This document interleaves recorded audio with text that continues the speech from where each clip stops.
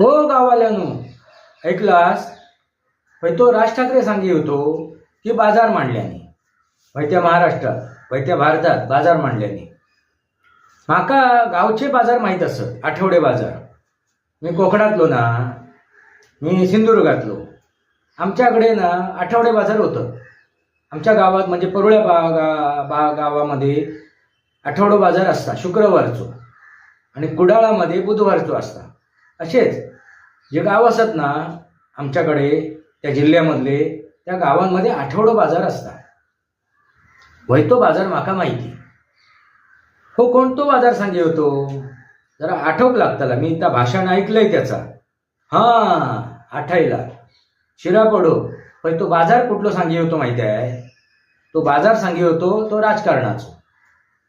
आणि तो राजकारणाचो बाजार कोणी मांडल्या असा त्याचा म्हणणं होता, मत होता. तर या नरेंद्र मोदीजींनी आणि या अमित शहानी मांडल्या. या भारतीय जनता पार्टीने बाजार मांडले असा त्याचा तो होरो होतो.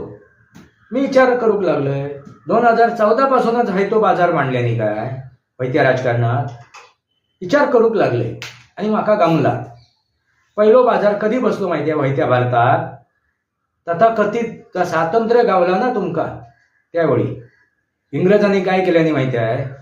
इंग्रजांनी तुमका भारत असा आंदण दिल्याने. समजला? त्यांचं वर्चस्व होतो, त्यांचा अधिकार होतो, कायदे त्यांचेच होते, नियम त्यांचेच होते. समजला? भारत स्वातंत्र्य जाऊ नाही त्यावेळेक. म्हणजे काय वय तो बाजार मांडल्याने. कोणी? वैत्या काँग्रेसनी.